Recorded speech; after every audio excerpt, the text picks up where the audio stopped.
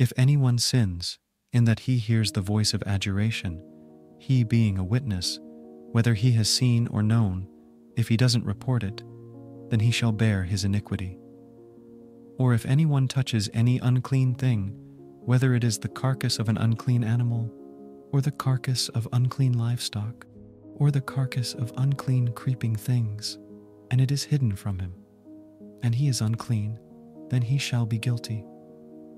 Or if he touches the uncleanness of man, whatever his uncleanness is with which he is unclean, and it is hidden from him, when he knows of it, then he shall be guilty.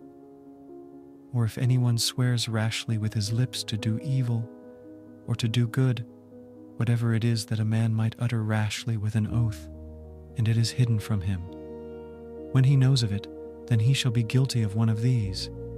It shall be, when he is guilty of one of these, he shall confess that in which he has sinned, and he shall bring his trespass offering to Yahweh for his sin which he has sinned, a female from the flock, a lamb or a goat, for a sin offering. And the priest shall make atonement for him concerning his sin. If he can't afford a lamb, then he shall bring his trespass offering for that in which he has sinned, 2 turtle doves or 2 young pigeons to Yahweh, one for a sin offering and the other for a burnt offering. He shall bring them to the priest, who shall first offer the one which is for the sin offering, and wring off its head from its neck, but shall not sever it completely. He shall sprinkle some of the blood of the sin offering on the side of the altar, and the rest of the blood shall be drained out at the base of the altar. It is a sin offering. He shall offer the second for a burnt offering, according to the ordinance, and the priest shall make atonement for him concerning his sin which he has sinned, and he shall be forgiven. But if he can't afford 2 turtle doves or 2 young pigeons, then he shall bring his offering for that in which he has sinned, the 10th part of an ephah of fine flour for a sin offering. He shall put no oil on it, neither shall he put any frankincense on it, for it is a sin offering. He shall bring it to the priest, and the priest shall take his handful of it as the memorial portion, and burn it on the altar, on the offerings of Yahweh made by fire.